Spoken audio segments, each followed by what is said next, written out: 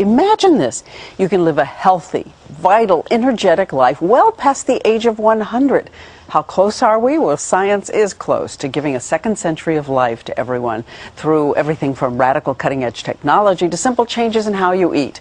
And Dr. Mehmet Oz, the Oprah Show health expert, is going to be doing a full episode with her on this revolutionary topic tomorrow. But he sat with us right here and is giving us a sneak peek.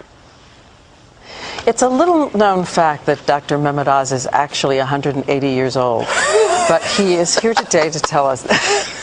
Hello. How are you? Okay, let's get started. Are you saying we're actually looking at the possibility that 99 is the new 50? It is a true, and in fact, what we're really talking about is this whole concept of extreme longevity. Okay, what do we know for sure today that we can do?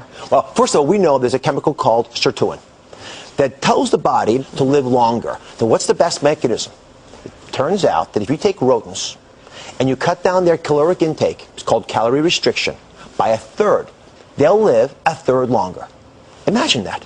And humans who are doing calorie restriction, when they're studied, show a rejuvenation of their arteries, of their hearts. They actually begin to behave like they're younger than they really are. Okay, talk to us calories then. What does that mean to cut for a human? How many calories can you have a day and how many should you cut back? Well, most of us can't cut a third of our calories. That's impossible. But the good news is that you can cut 15% of your calories out and you can still get most of the benefits. So I did a little experiment with you, Diane. Yes. Right? As beautiful and as suave and youthful as you are, I figured you're doing something right.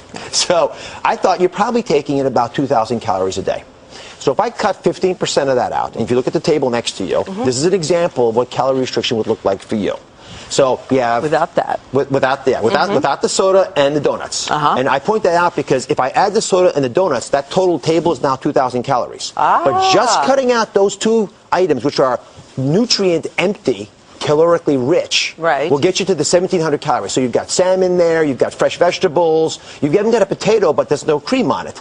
There's a dessert, a low-fat dessert. Low-fat yogurt, the frozen yogurt. By cutting 15% a day down to 1,700 a day, I could live, we think, an extra 30 years or so.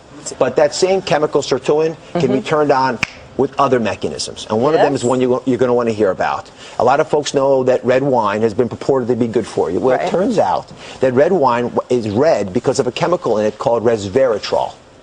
And so one of the ways that we think red wines benefit health is by turning on that same anti-aging chemical. Oh, really? But how much? Because we keep hearing the conflicting studies that if you drink more than 7, 8, 9, 10 glasses of wine a week, you're at increased risk for some cancers, women especially. Well, for women, I would not drink more than a glass of wine or any alcohol a day. And for men, you can get a little bit more than that. Pills of resveratrol make more sense. But again, I want to warn everybody that we don't have a ton of information about this. In humans, we're not going to for another few decades. But taking proactive steps today could give us that extra longevity. Okay, in the near future, big breakthroughs in living longer. So the big deal for me is to move even beyond things you can do for yourself and talk about what technology can offer to us. I want you to come over. I got a little secret for you. All right. So on this table, we did a little science experiment. And we're talking here about tissue regeneration. So imagine that you're a classic car, right? And a part of you breaks. You don't want to discard the car. What you really want to do is fix the broken parts. So what does that look like to you?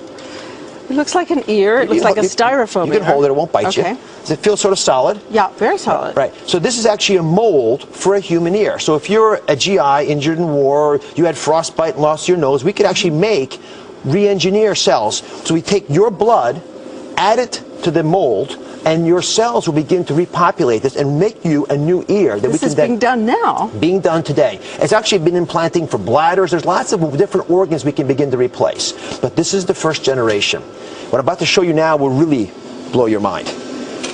And this is the example. If you hold this, this is a scaffold of an artery made from pig tissue. Right? Now, if I take that, you can see through it. You can use it as a straw. So if I take that and I add a little bit of your cells to it, your blood, and then I put it into a pump so it actually is feeling the pressure that an artery would feel, I can make you a new artery. You see pulse in there? No kidding. And look at this. This is the same technique done with a valve. And if you look from up top here, take a look from up top, you can see the valve open and close. Oh, yes. So take this one generation further. I can now begin to take an organ, take the cells of the animal out of it, put your cells into it, and I can grow you a heart. It's been done. I can grow you a liver, a pancreas, a spleen, a lung, anything. And this technology for recreating organs for us is going to give us that booster rocket into the second century of life. So if calorie restriction and new insights about how chemicals like resveratrol could turn on systems for anti-aging in your body fail, and something breaks, you can replace it. Replacement parts when your warranty is getting a little old. And how soon, realistically, before you think a pancreas or something complicated like a liver could be ready for replacement, your own cells? Single-digit years. And that's the big breakthrough. It is increasing so rapidly. When I went down to the Wake Forest Regeneration Lab, which is where all this material came from, it absolutely blew my mind. And the other person's mind that blew actually is Oprah's. Yeah, that's a pig heart that with all the cells taken out of it. Exactly. Yes. So you would take that pig heart and inject some of your own cells. Take my blood, spin it down, put the cells into this, baste it in that chamber that we showed in the video, and it will slowly grow your own organ back. That is incredible. Don't y'all think that's incredible?